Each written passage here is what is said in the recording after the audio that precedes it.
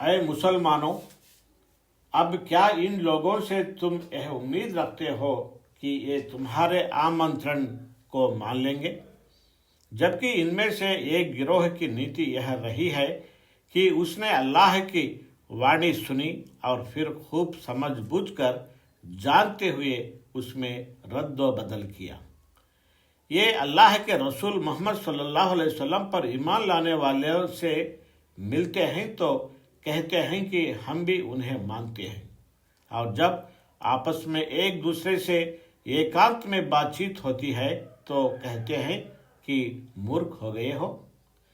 इन लोगों को वे बातें बताते हो जो अल्लाह ने तुम पर खोली है, ताकि तुम्हारे रब के पास तुम्हारे मुकाबले में उन्हें प्रमाण के रूप में प्रस्तुत करें। और क्या ये जानते नहीं हैं कि जो कुछ ये छिपाते हैं और जो कुछ जाहिर करते हैं, अल्लाह को सब बातों की खबर है।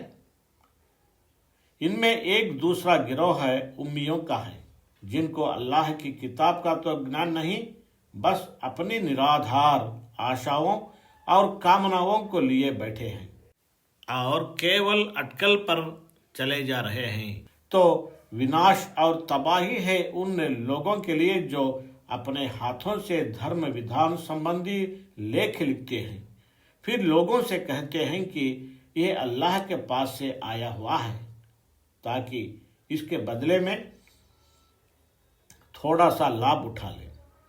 उनके हाथों का यह लिखा भी उनके लिए तबाही का सामान है और उनकी यह कमाई भी उनके लिए विनाश का कारण।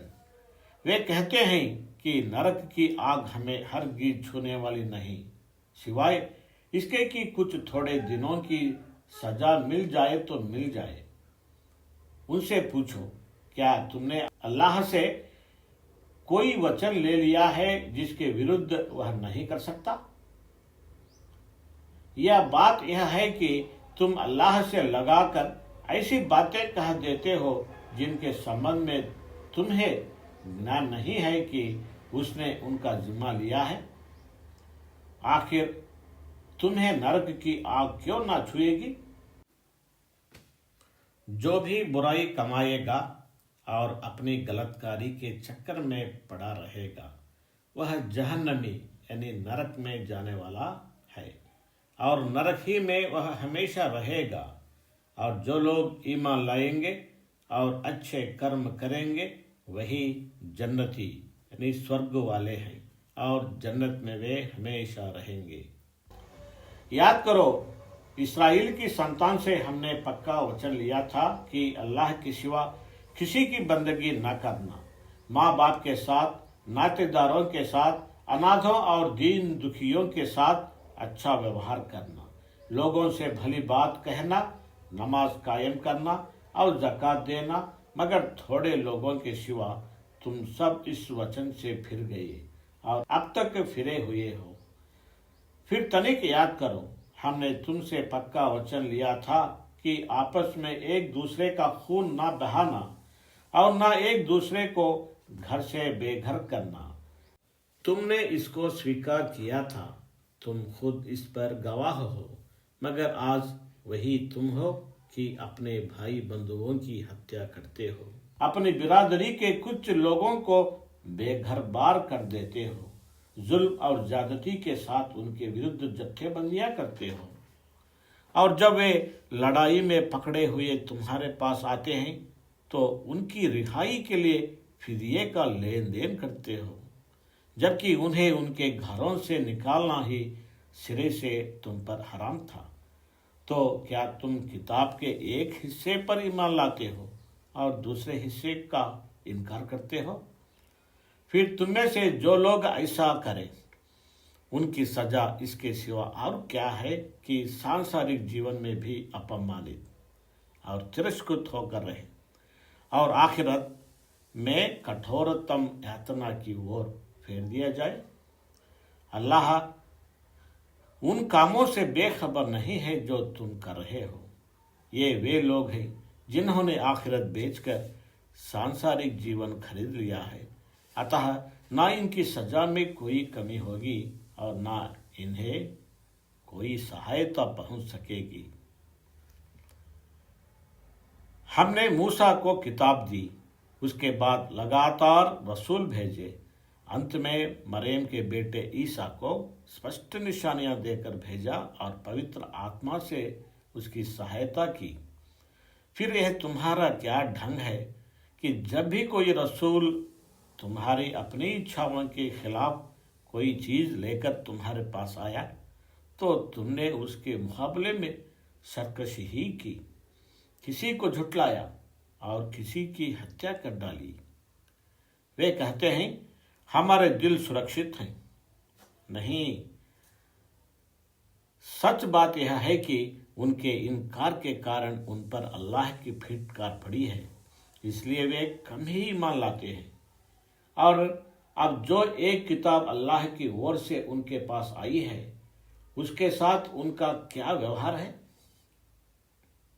इसके बावजूद कि वह उस किताब की पुष्टि करती है जो उनके पास पहले से मौजूद थी, इसके बावजूद कि उसके आने से पहले वे खुद इनकार करने वालों के मुकाबले में विजयी और सहायता की प्रार्थनाएं किया करते थे, परंतु जब वह चीज आ गई जिसे वे पहचान भी गए तो उन्होंने उसे मानने से इनकार कर दिया।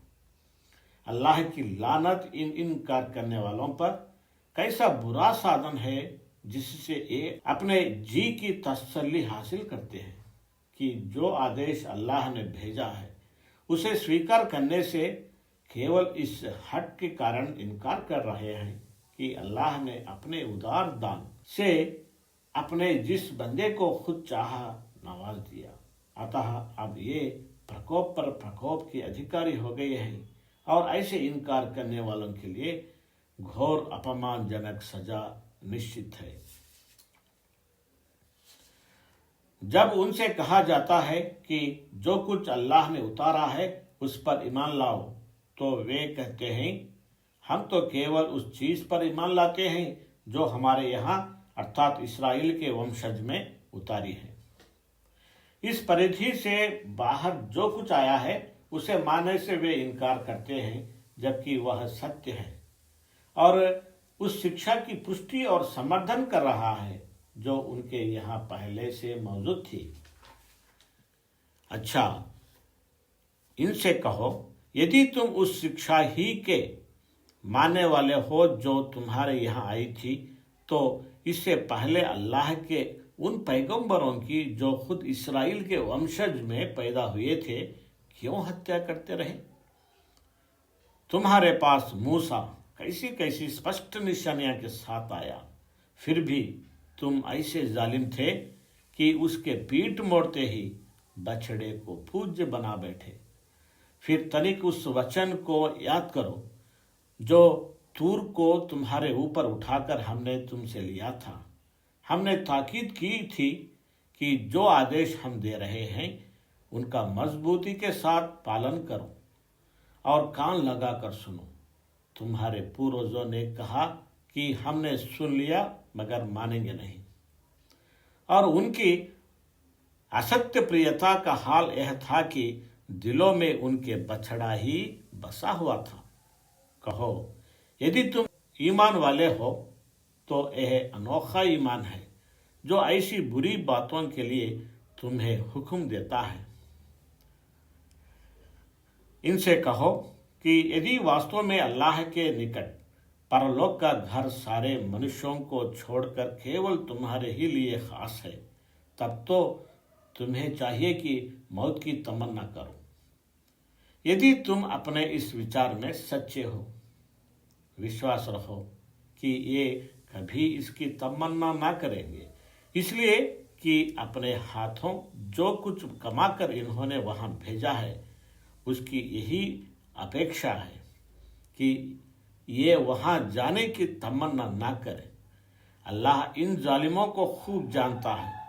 तुम इन्हें सबसे बढ़कर जीने का लोभी पाओगे, यहाँ तक कि ये इस संबंध में मुशरिकों से भी बड़े हुए हैं।